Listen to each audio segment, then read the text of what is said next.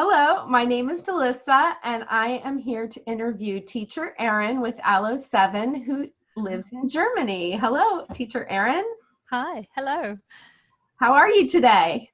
I'm very good. I'm good today. It's been a very bouncy day with my classes, so I still feel quite zingy. Ah, Yeah. I wouldn't say my classes were zingy today, but they were better than Monday and Tuesdays, so I'll take it. We had some laughs. Laughs is good. So, where exactly in the world are you? Well, I live in South Germany, so I live not far from Stuttgart at the base of the Swabian Alps. So right where you get that point, not quite as far as the Black Forest, but it's that ancient big forests and lakes. That sounds That's where pretty I live. beautiful. Yeah. How long have you lived there? I've lived in Germany for 3.5 years now, so not that long, but I was visiting a long time before I came here. So Got it. yeah, And where are you from originally? I'm originally from Oxford in the United Kingdom, All as you right, can tell from the accent. that's right. I thought we might want to make that clear for our Yes, I'm viewers. one of the English tutors. I know we have lots of American and Australian, Right. but I'm one of the English ones. Yes. All right, so you understand that NCC curriculum probably better than the rest of us.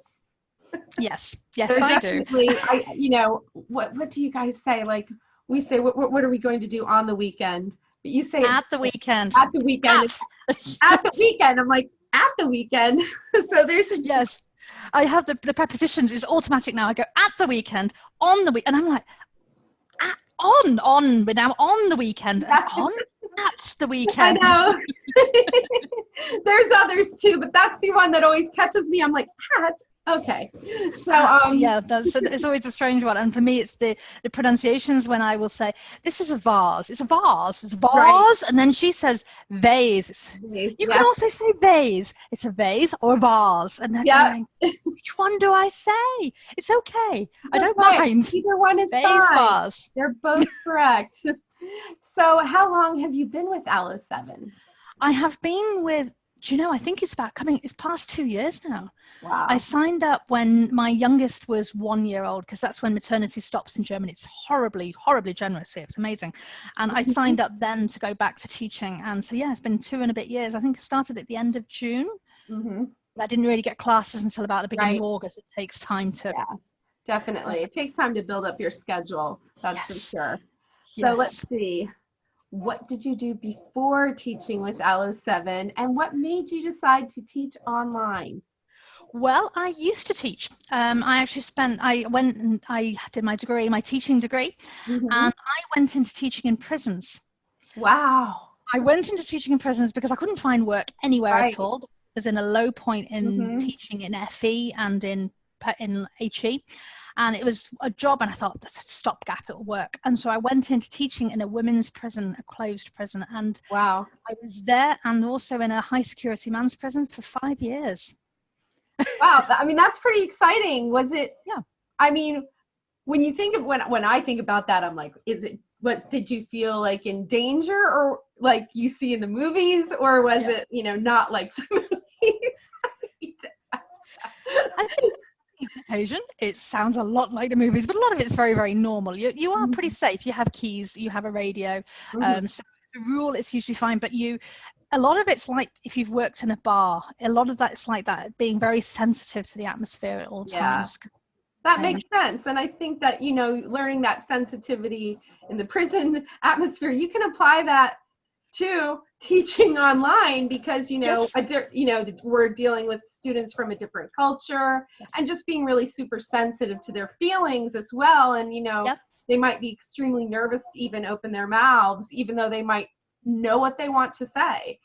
A lot of newer tutors will interpret a student not speaking because they don't know the language or they haven't studied.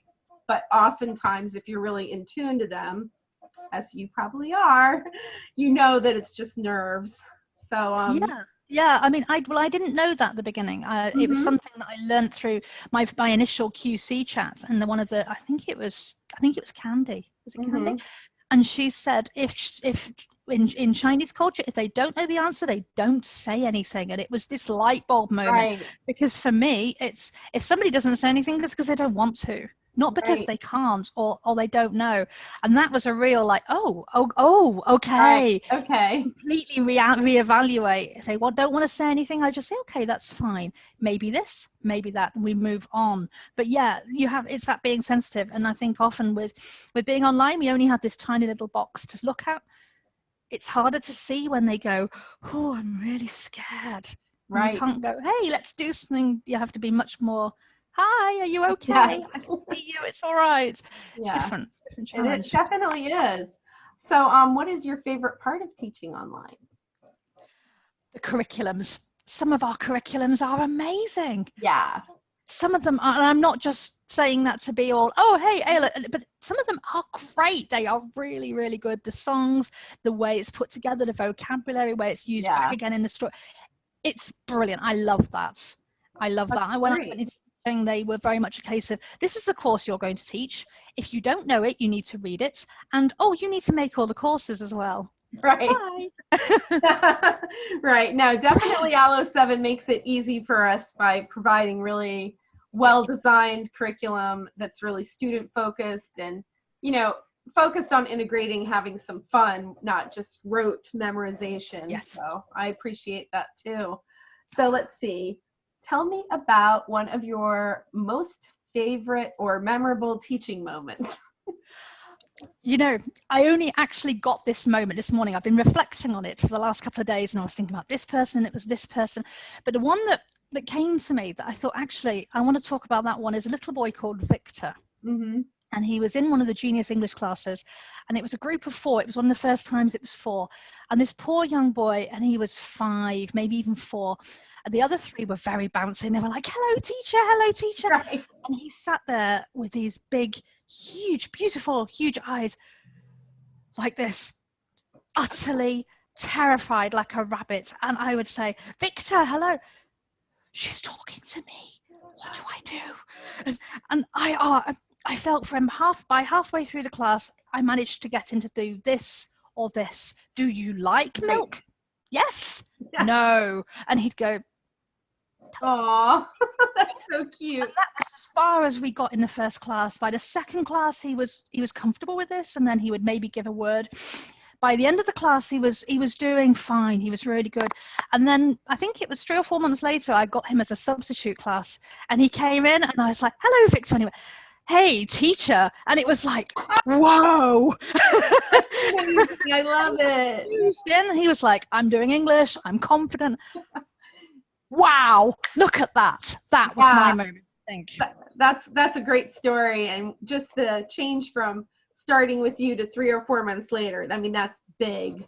So thank you for sharing that moment. So let's see. Has teaching for ALO7 changed your life in any way? I think it has. I think being able to teach online means that I can do this wherever I want to go. I'm not restricted. And I think that makes a huge difference. I can go anywhere in the world. I can pack up and go, okay, I'm going to move to Canada. Okay, I'm going to move to Hawaii. If I have an internet connection, I still have my job. And I think that's right. Huge. It really is huge. I have to agree with you on that point. I spent the past 2 years cleaning out houses after my mom passed away. And one of them is not near where I live. It's about 8 hours away. So I just packed up my computer, my green screen, and I spent the summer there last year. So spot on. Sometimes we get to travel and bring our job with us for fun, and sometimes we get to travel and bring our job with us for not so fun. Yeah, but we can still take that with us, which exactly. Is really having the flexibility, it's priceless, honestly. And I do love that, and I love the fact that I can change my days around. Obviously, give some notice, but I can look and think, okay, actually, working Mondays works better for the next 6 months. Maybe working Sundays works better, and I can change those days. It's not a problem. Yeah, I love that too. The flexibility is awesome. So let's see. What do you like to do when you are not teaching with ALO7? And in other words, what are your hobbies, or what do you do in your free time? This is when I really show my strangeness. I'm a poet. Oh, actually. That's lovely. I'm a poet. I write a lot of poetry. I write a lot. I am a huge reader, so I'm just obsessed with all things fandom. So I do a lot of speech writing, and I'm training as a pastoral coach. So I'm looking at training into using people's experiences and then help them take that experience and then write about it so they can testimonial their situation. So I'm using my writing and teaching and putting it together. But I do a lot of writing, a heck of a lot of writing, a lot of reading, and I'm a druid. So I like to go into the forest and do photography in the forest, and with my crane bag, with my lots of little funny things that I collect. That sounds lovely. I mean, I think I've seen maybe some of your photographs online, so I didn't know that you were a poet, though. That's also really interesting. Yeah, I do write a lot of poetry. I've just actually got something published in the Am on Hen, so I'm very, very excited about that. That is very exciting. Congratulations. Thank you very much. And I like how you're combining all the different skills and all your interests into one thing with the pastoral counseling or coaching. That's pastoral coaching. Yes, I'm still keep saying pastoral counseling. But yeah, I don't know why counseling came up. I do it too. It's obviously in my brain too. But yeah, the pastoral coaching is something that's really exciting. It's still so in line with teaching. All of it's teaching, really. It's just a different kind audience. Yeah. So I guess, before we wrap up our interview, I will ask you one last thing. What bit of advice would you give to new online tutors? Oh, now this one was another one to reflect on.